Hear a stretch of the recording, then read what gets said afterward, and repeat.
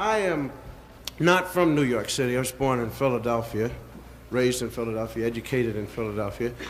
And for those of you that, if you plan to come into New York at any time soon, don't bring a lot of money with you. It's the greatest city in the world. You can get all the entertainment you want for only 15 cents. Ride any of the subway trains that they have here. It's marvelous. Not only will they take you where you want to go and bring you back, but they go out of their way to entertain you. They put a nut in every car. You get on any subway car, some nut will stand up, the Lord will kill you if you don't sit down here. I saw a 3-act show from West 4th Street up to 125th Street. First act was this woman that went around condemning everyone. She got off at 23rd Street. She was so great we gave her a standing ovation. She got back on, did an encore up to 34th Street. At 34th Street, she was replaced by 200 high school kids who went through the car, cut up the seats and the people. Well, while I was enjoying this, I figured I'd go and look at the next car and see if they had a show going, and they did. They had a group participation show going, wherein everybody in the car was trying to pull in this one guy who had his leg caught in the doorway.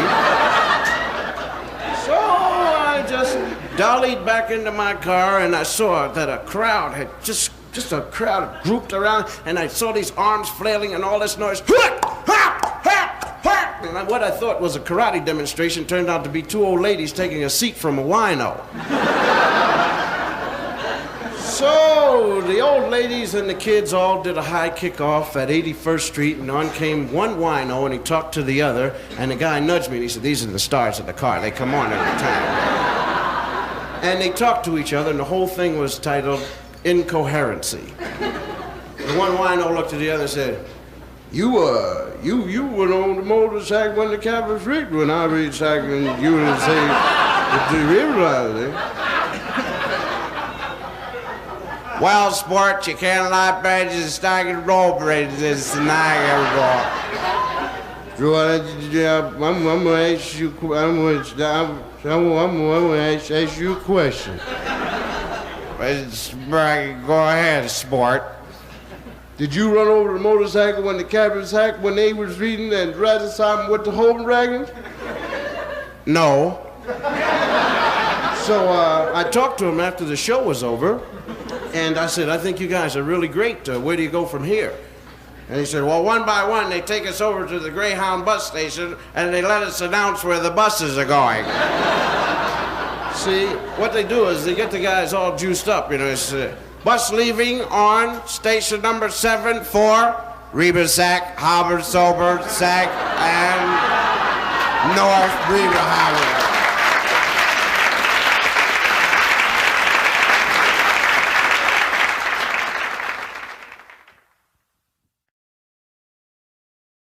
At the beginning of every football game, a referee comes out and he introduces the 2 team captains, and then he flips a coin. Captain Harbers, this is Captain Sobers. Captain Sobers, this is Captain Harbers. Call the toss there, Captain Harbers. Captain Harbers called heads. It's tails. You lose the toss, your team wins. What will you do, Captain? Now, he'll do whatever is to his advantage. We will receive. All right, then. This team here will receive. They will receive. And what will these guys do? They will kick off. All right? This team here will kick off. All right? Now, I was thinking that perhaps what would happen, suppose way back in history if you had a referee before every war and the guy called a toss. Let's go to the Revolutionary War. Okay. Captain Harbers to the British, this Captain Sobers to the settlers. Captain Sobers to the settlers, Captain Harbers to the British. Call a toss there, British. British call heads. It's tails. You lose the toss, British settlers win. What will you do, settlers? All right, the settlers say that during the war, they will wear any color clothes that they want to, shoot from behind the rocks, the trees, and everywhere. Says that your team must wear red and march in a straight line.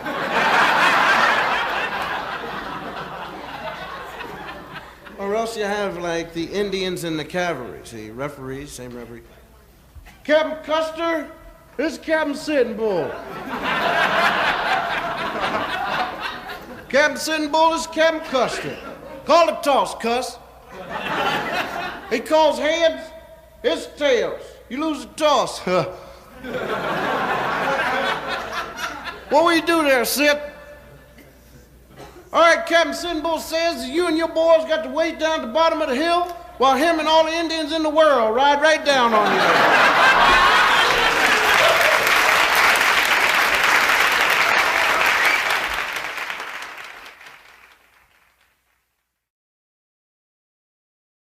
He's a good friend of mine. He's a baseball player, and he's done quite a few razor blade commercials. And he's really a brilliant guy. And I saw him on TV the other day, and he was going through something like this. That's right, Mel. Always use a razor on my face to shave it. I use it every time.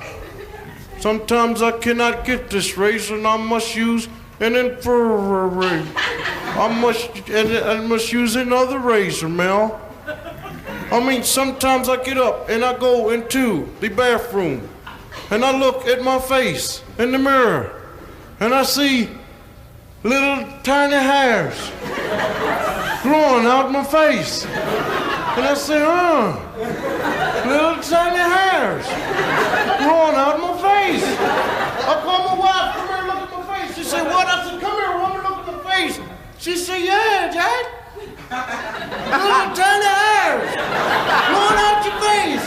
I get me some leather, I lather up. I get my razor, shave, zips up. See that? My face is ripped to shreds. Plus, these razor people going through a lot of trouble putting numbers on this thing, so no matter what number you turn to, you still cut yourself to pieces. Actually, all I want is a clean shave, not a self-sacrifice.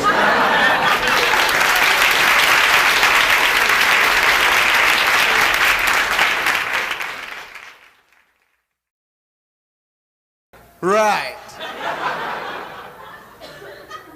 What's an arc?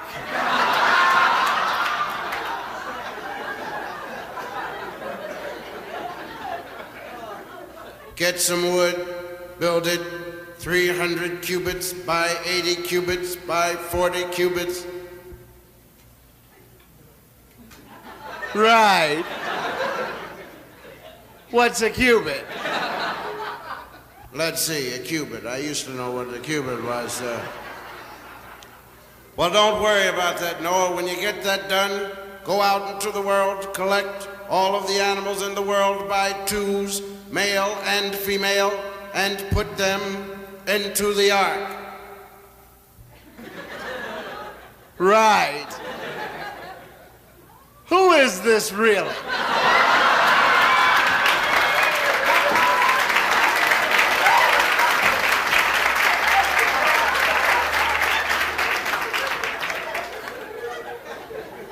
What's going on? How come you want me to do all these weird things? I'm going to destroy the world. Right.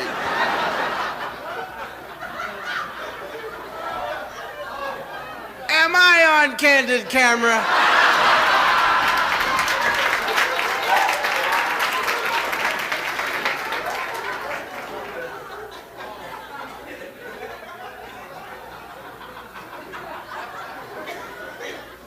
How you gonna do it?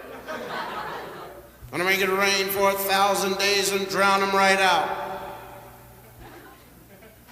Right. Listen, do this, you'll save water. Let it rain for 40 days and 40 nights and wait for the sewers to back up.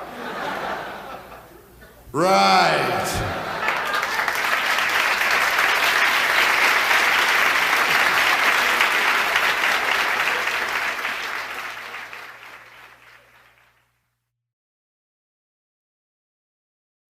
I was just wondering, what would be the effect of an ark on the average neighbor? Now, here's a guy going to work 7 o'clock in the morning, Noah's next door neighbor, and he sees the ark.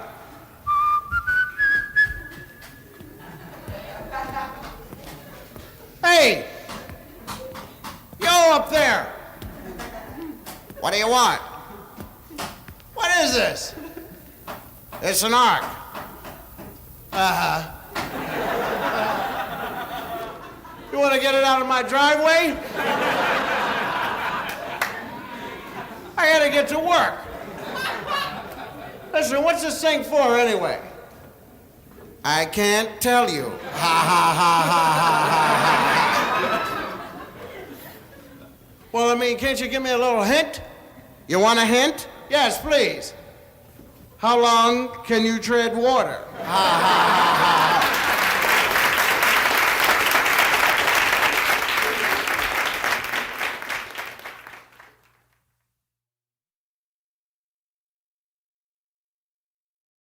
Of course, Noah had a heck of a job, really. He had to go out and collect all of the animals in the world by twos, 2 mosquitoes, male or female. And he had to keep telling the rabbits, only 2, only 2, only 2. So we find Noah pulling up the last 2 animals, 2 hippos, and he's really in a hurry to get them up because he's afraid that the Lord's going to call him and ask him to do something else, and his nerves are shot. This is one heck of a job for a man 600 years old. So we find him pulling up the last 2 hippos, and of course the Lord does call him there. Come on, fat hippos, hurry up. Come on, will you please? Noah. What? What do you want? Gotta take one of those hippos out and bring in another one. What for? Because you got 2 males down there and you need to bring in a female. I'm not bringing nothing in. You change one of them. Come on, you know I don't work like that. Yeah, well, I'm sick and tired of this. I've had enough of this stuff. I've been working all day, working on for days and days. I'm sick and tired of this. Noah? Yeah? How long can you tread water? Yeah, well, I got news for you. I'm sick and tired of this whole mess. If I've done it, the whole neighborhood's out there laughing at me. You're all having a grand time at good old Noah there. I went out and got my best friend Larry. I said, Larry, listen, I've been talking with the Lord. Larry said, oh, really? I said, yeah, listen. Larry, Lord. You walked off there laughing. I hear them all up there laughing at me. You know I'm the only guy in this neighborhood with an ark. People around there laughing, picket signs, walking up and down. I'm sick and tired of this stuff here. People are walking around there. How you doing, Tarzan? How's everything up there? Sick and tired of this mess here. You're supposed to know all and see all. You let me go out there and bring in a pregnant elephant. You give me no manual for delivery and nothing. Never told me the thing was pregnant. There's good old Noah waiting underneath the elephant there. Boom, right on top of it. Sick and tired of this mess here. Had enough of all that stuff for you running around. You're supposed to know all and see all, like I said before. You let me go out there and do all this stuff here. You never even looked in the bottom of that ark. Have you looked down there? No. Who's going to clean up that mess down there? That's me. I'll tell you that. I've had enough of this stuff. I'll tell you what I'm going to do. I'm letting all these animals out, and then I'm going to burn down this ark, and I'm going to Florida somewhere because you haven't done nothing. I'm sick and tired of all this mess. You're fooling around, and you haven't done nothing except as you got it raining. It's not a shower, is it? Okay, Lord, me and you, right? Because I knew all the time everything was up there.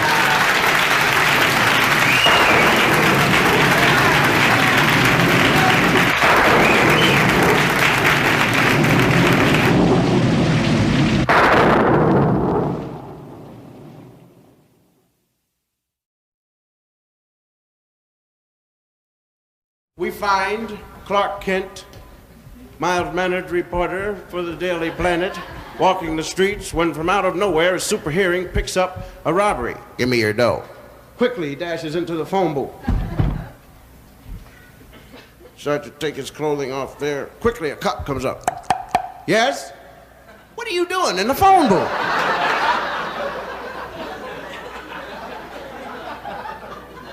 I'm changing clothes, officer. You can't change clothes in the phone booth. Come out of there. Who do you think you are, anyway? I'm Superman. Right. Bring a wagon in, Charlie. Come out of that phone booth. Look, I told you I'm Superman. Can't you see this red S on my chest? Right, I'm gonna give you a red S and a black eye if you don't come out of that phone booth.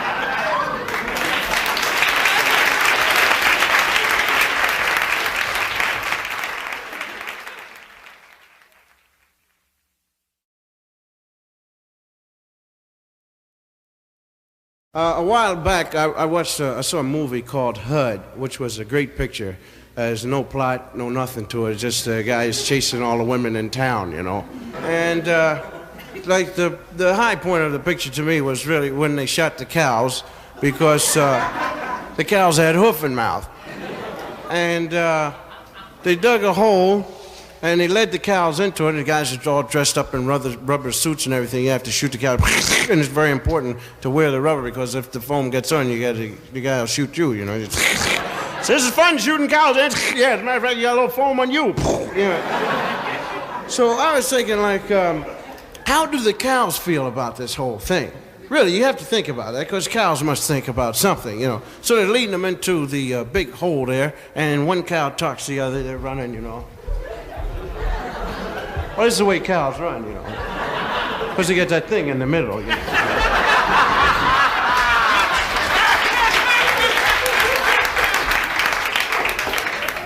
He said, hey, where are we going? We're going to get shot. He said, what? Guy said, we're going to get shot. So what for? It's because we got hoof and mouth. Hoof and mouth? What's that? You see that foam around your mouth? Yeah? That's hoof and mouth.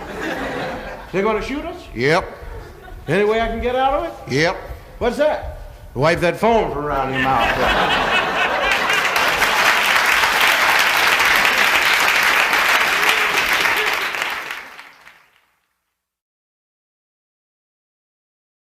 A lot of football players do hair tonic commercials, and I saw actually the first one ever done.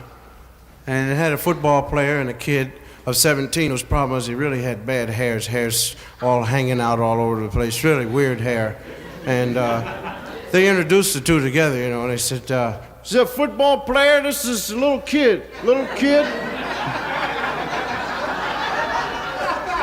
This is a football player. So, hey, you kid, what's wrong with you? So, well, sir, I have bad hair, and I can't get any girls.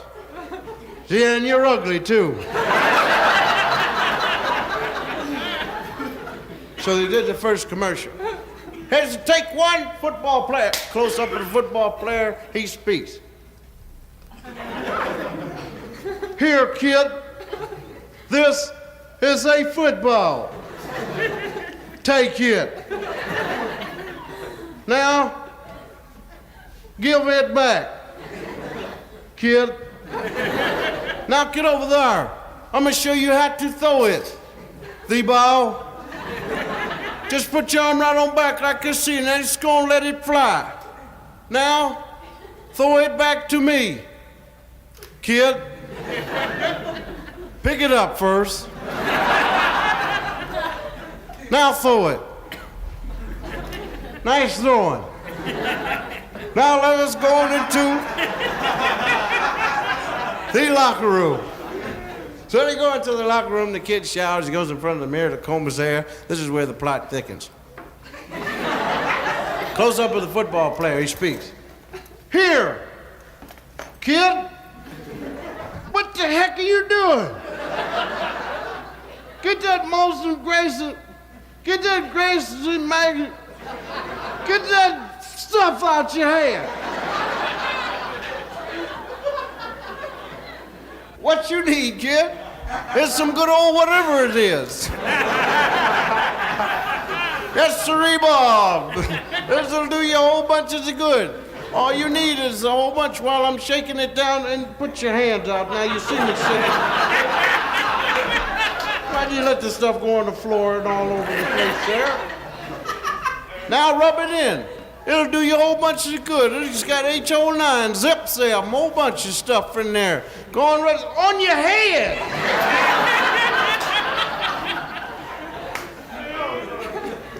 Now let's comb it. Now let's compare combs. See that? Yours is green, mine's is orange.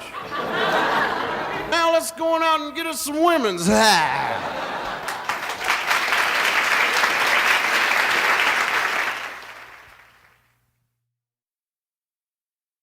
You know, one of the weird things about working up here on the stage, you get to see a lot of weird things, and I don't think there's anything weirder than when you see, like, people out together on a double, triple, or a fourple date, and, like, one woman will stand up and tap the other, and she'll say, let's go to the ladies' room.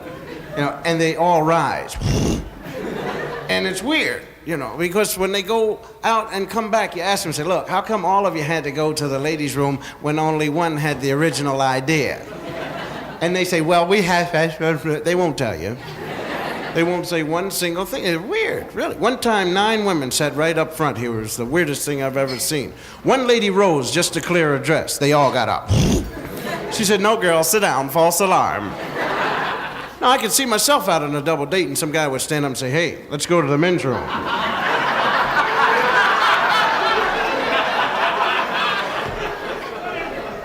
So I think you better go by yourself. As soon as he leaves, somebody says, hey, guy, weird? What's wrong with him? I could see myself married, wife running the vacuum cleaner, turn it off, go next door, knock on the guy. She opened the door. Hello there. Hi, let's go to the ladies' room there. No, really. And I'll tell you something else about women. They always try to get the upper hand, see, and they have one thing. They say, you men don't suffer the way we suffer when we have labor pains. Bull. I know a pain that only men suffer that's so far above labor pains you can't even find it on the pain chart. We don't even talk about it. There is no pain in the world greater than the pain a man gets when he goes out on a date, planks his date down in the seat in the movie, puts his arm around the chair in the movie, and leaves it there for 2.5 hours. The blood from his fingertips drains to the center of his chest. What are you doing? I'm trying to save my wrist. What do you think?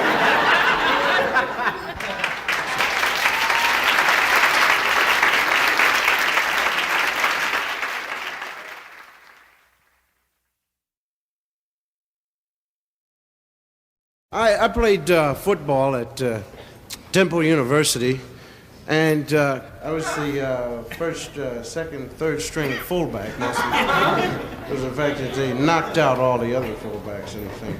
But coaches have different methods of getting a team up. When I say getting a team up, I mean to make the players angry enough so they go out and really want to smash together.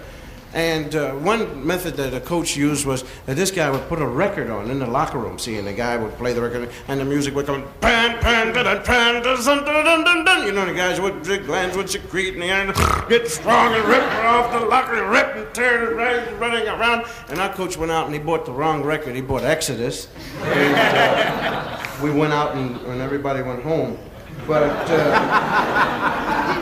the real method, though, is that a coach will talk to a team. This is called getting them up. And our coach talked to us, I'll never forget this game. He said, fellas, he said, you know, we're out here to win, and we really want to win because we want to win. You guys want to win? Yeah, coach. He said, all right, then start acting like it. Let me hear you say kill, kill. Let me hear you say fight. Fight! Let me hear you say you want to win. We want to win! Are you guys ready? Yeah, coach, we're ready. We're running around, tearing up the lockers, ripping up paper, busting the benches. We're ready. Goes, okay, are you guys ready? Say fight! Fight! Are we ready? It's okay. Go out there and get him. We ran, the door was locked.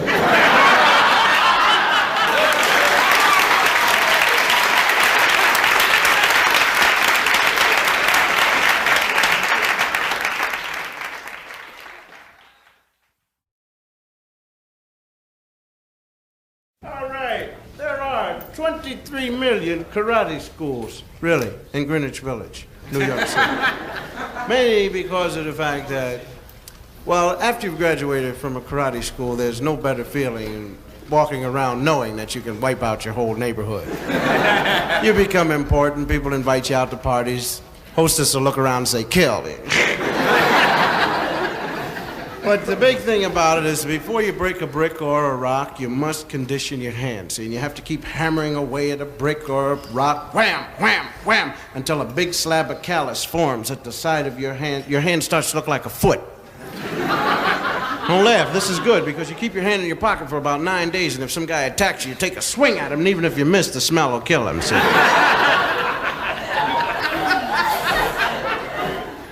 What you have to do, though, is you have to just keep hammering away. Wham, wham, wham. And you do this because it's very important. You can break a brick or a stick. Because if you're ever held up, some guy will say, give me your dough. You just turn around, break a brick, stick, then give him your dough. Here you are. Thanks a lot for the money and the show, fella. But before you break a brick, you have to go give off a loud shout, see? This causes your glands to secrete and your froth at the mouth is, hurrah! See? And then if you miss the guy, you can bite his leg, right? But the thing is, just your, ha! And you can bust a brick, ha! So I figured, look, why bother to break a brick or anything like that if I know this shout? Because I figure, if a guy's gonna hold me up, where is he? He's down a dark street. Why? Because he's nervous. He doesn't want any trouble. All he wants is my money. Here I come down a dark street. Why? Because I'm stupid. But I know the shout.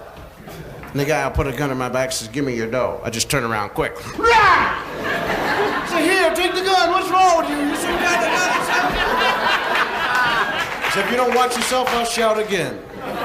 And as a matter of fact, you give me your dough. So I held up 18 people like that. I read the back of this magazine had a very nice movement. It says, if you're ever walking down the street and a guy puts a gun in your back, go into your front pocket, tighten up on your elbow, and you whip around hard and fast, catch the guy right up in the forehead. This knocks him back, you turn around, grab him, throw him down, pick up the gun, march him right off to jail. Now this is a good move. And I went home and I practiced this on my brother. And I wiped him out. I got so good I would walk down nothing but dark streets with $10 bills hanging out of my pockets. And it happened. Give me your dough. Went into my pocket, tightened up, whip, turned around, it was a midget. So what are you there? What are you, some kind of song and dance man or something there? Give me that dough before I blow your kneecap off. But another thing is the fact that whenever you break a rock or something, you have to think through it. This is what a guy told me. He said, now you must think through it. He said, you have to use mind over matter. Now you take this rock, he brought it out there. He said, I'm thinking through this rock. I'm not thinking for the surface. I'm thinking 2 feet past it there. Smashed it to pieces, brought up another brick there. He said, I'm thinking right past it, 2 feet past it. Raised his arm and it came down. Unfortunately, this brick was thinking, no, you won't either. Shattered his whole elbow, and now he only picks on things like Jell-O and whipped cream, you know. Do a little demonstration, fresh, you know. We still applaud for him, but he's nothing. You know. Anyway, if ever you graduate from the school, you have not reached your ultimate goal. That is to get attacked. You must walk around looking passive.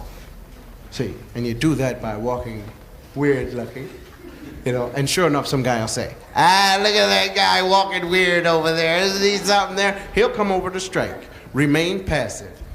When he raises his arm, you grab the lapels of his jacket, drive your forehead through his. Then you come around quick, drive your hands down across the shoulders, breaking all of the bones in the shoulders and the rib cage. You come down, you rip off his right leg and his right arm, you beat him in the head with both of them, you put the leg back where the arm was, the arm back where the leg was, you cut him in half with the right hand swipe, go into his eye, pull them both out, grab the Adam's apple, pull that out, tie them both up into a knot, let them go back, and then you turn them upside down and you throw them up into a ball and you throw them down and you jump on them and then you walk away passively. See?